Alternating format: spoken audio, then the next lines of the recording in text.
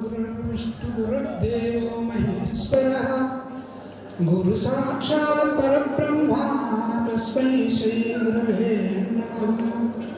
अस्मद्गुरुसमारम्भा आण्डवरः गुरुस्वामी मध्यमं दक्षिणामूर्तिपर्यन्तं वन्दे गुरुपरम्परां वन्दे गुरुपरम्परां।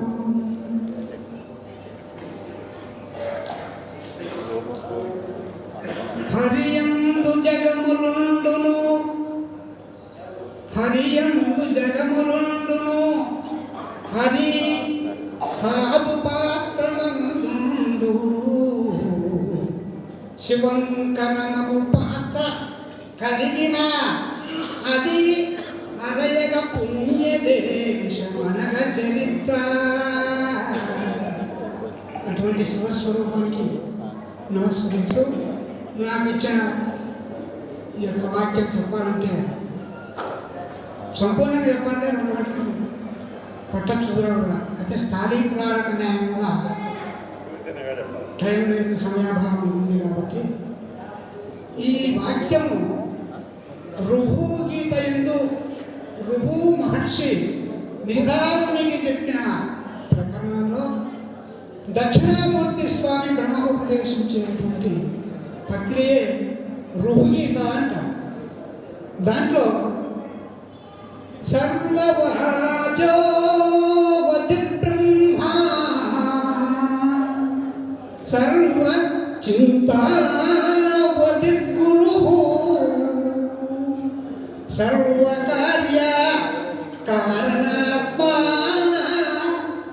కార్యకారణ నివర్జితః అని చెప్పిన మాట. కార్యం ఏమిటి, కారణం ఏమిటి? కార్యము అంటే కర్మ, పని. దానికి మూలమైనటువంటిది కారణం. ఇప్పుడు కారణం ఏమిటిగా? స్వాముల వారి జన్మదినోత్సవం కారణం. కార్యం ఏమిటి? కొత్తనాటి చేసినటువంటి యొక్క సత్పురుషులకు పూజ చేయనటువంటి అందరినీ కూర్చోబెట్టి చేసింది కార్యం. అట్లా శరీరం ఉంటే శరీరితో సకలమైనటువంటి కార్యములు జరుపుకుంటాం. ఈ పనులు కావాలంటే శరీరము 2 ఉండినా శరీరముతో చేసేటువంటి పనిని కార్యమని, దాన్ని చేయించేది కారణమని మనము గుర్తిస్తాం. ఇటువంటి కార్యాకారణములకు మూలమైనటువంటిదే సర్వవాచో అతి బ్రహ్మ. సర్వవాచములకు మూలమైనటువంటి బ్రహ్మ చేతనే సర్వచింత కలుగుతా ఉంది. వస్తుతోనే బ్రహ్మమనే గుర్తుతోనే చింత కలుగుతా ఉంది. కాబట్టి బ్రహ్మస్వరూపుడైన గురువు ఈ సకల చింతలకు ఆధారభూతమైనటువంటి యొక్క అహంకారము నిర్మూలన చేస్తా ఉన్నాడు అనేదాన్ని ఈ లేనిటువంటి కార్యాకారములకు ఈ లేవురా ఎప్పుడు పుట్టనే లేదు. ప్రపంచం ఉంటే శరీరీ ఉంది, ప్రపంచమే పుట్టలేదు, పుట్టించేవారు లేరు అనేటువంటి విషయం రుహుగీత అయితే దక్షిణామూర్తి బ్రహ్మోపదేశం. ఏమిటంటే రక్షకో విష్ణుర్విద్యాది బ్రహ్మ సృష్టిత్తు కారణం సంహారో రుద్ర ఇత్యాది సర్వం మిథ్యేతి ఇది నిశ్చితం. నా మాట నీ మాట కాదు, దక్షిణామూర్తి స్వామి లేక రుహు వాళ్ళ మాటని పరిశోధించి చెప్పేటువంటిది ఏం చెప్పినారు?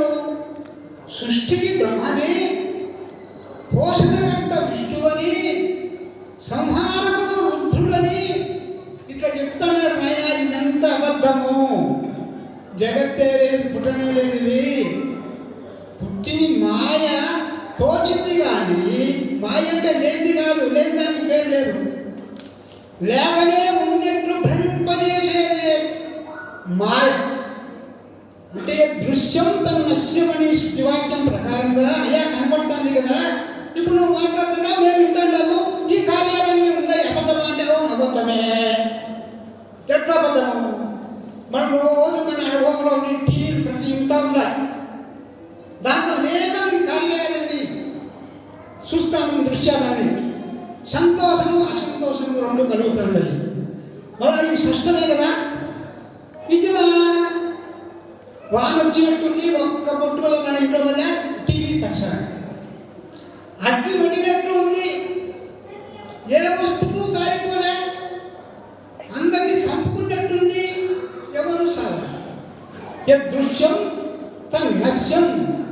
కనబడేదంతా నిజము కాదు. లోపలికి విచారించినప్పుడు పైన కాదు. మనం ధరించేటువంటి అందరి యొక్క దుస్తులు బట్టలు నానా విధాలుగా ఉండినా మనం దుస్తుల్నే చూస్తాం కానీ దుస్తులకు ఆ బట్టలకు మూలాధారమైనటువంటి భక్తి ఏ విధంగా కనబడదో ఆ విధంగానే విచారించి లోపలికి పోయినప్పుడు ఆత్మానాత్మ వివేకము కలిగినప్పుడు అక్కడ ఏమీ లేదు. వచ్చిపోయేటువంటి నీ యొక్క స్వరూపం ఏమిటిందో నీకు సంపూర్ణంగా తెలుసు. ప్రతి నిత్యము లేని వాడి ఎక్కడో నిద్రలో లేకుండా ఉందడో మెలకవలో కలడో ఉన్నట్లు ఉంది. అటువంటిది లేదురా. కదుగుతాన్ని ఎప్పటికీ కదవైతే పుట్టింది. ఆ కదవైతే అచరోయం సనాతనక. దాంట్లో ఉండే యొక్క జీవాత్మలు స్వయాభావమైంది. నాకు చెప్పడానికి ఉర్రిలు ఊగుతాను కానీ ఏం చేస్తాం, టైం లేదు. సరే అయితే ఒక్క మాట చెప్పి నేను సాగిస్తాను. ముఖ్యమైన ఈ సారాంశం అంతా నేను 2 గంటలు చెప్పండి, 3 గంటలు చెప్పిన అది ఒక 3 వాక్యాలు. మొట్టమొదలు నీవు పుట్టనే లేదు, పుట్టినా భ్రమ పెట్ట పని లేదు.